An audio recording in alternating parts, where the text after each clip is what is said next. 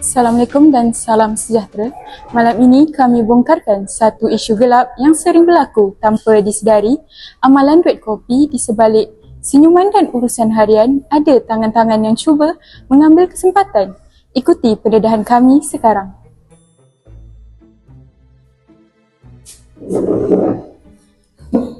Nampaklah. Weh, macam mana ni? Orang ada hadiah tak? Kau ada idea? Orang ada duit tak? Nak buat apa dengan duit tu? Alah, macam biasa.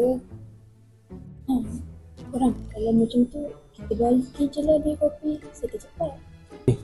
Boleh ke? Diorang ambil ke duit tu? Percayalah, ramai yang buat. Kalau macam tu, Lina bagi duit dekat kaunter lah. Boleh? Okay lah kalau macam tu.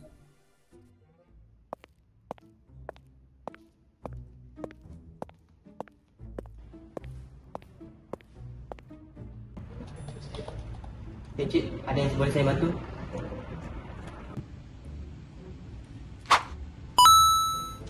Apa ni?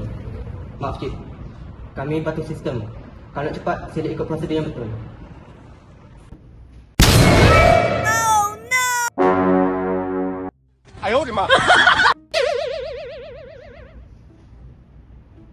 Inilah, inilah.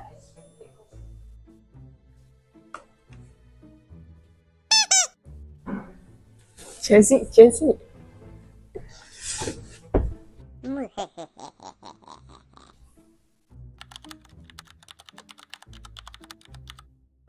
Ada apa tu kak? Katanya ada budak jemputan tadi ya ke? Ya, dia orang minta untuk cepatkan urusan mereka. Dia bagi duit belakang itu. Jadi saya tolak. Kenapa kau tolak? Pun bayar tu boleh memudahkan urusan dia orang. Tak salah kalau kita ambil. Tapi puan, pemberian tersebut ialah satu kesalahan. Kalau kita terima, kita juga akan dapat hukuman. Itu tak selari dengan prinsip organisasi kita. Sebab tu saya tolak. Rugi kalau tolak. Tapi kalau Aziz tak nak, tak apalah. Macam tu saya akan ajukan surat pemecatan je lah macam tu. Macam untuk berbaru. Saya sanggup dibuang kerja daripada terima rasuah. Tapi puan kena ingat, puan jangan menyesal di kemudian hari.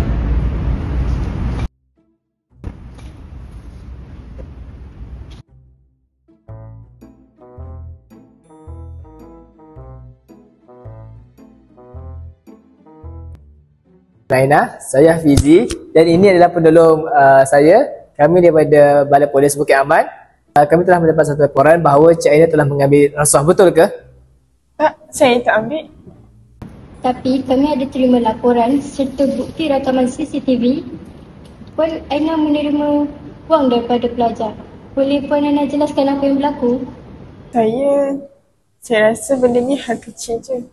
Tapi tak sangka pula jadi besar macam ni. Rasuah tetap rasuah. Kecil ke besar, ia tetap rasuah.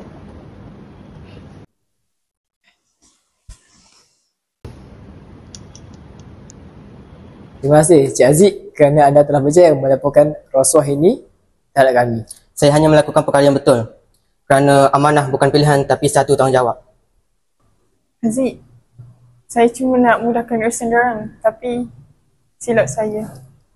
Baguslah kalau puan dah menyedari kesalahan.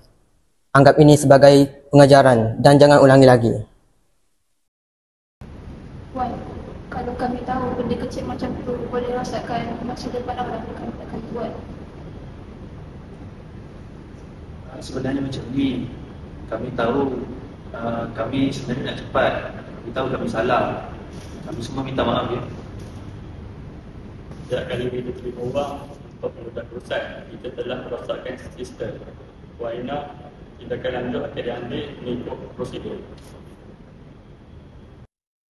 Rasuah tidak bermula dengan jutaan ringgit, ia bermula dengan satu pilihan kecil dan pilihan itu mampu menghancurkan masa depan, kerjaya dan juga maruah diri.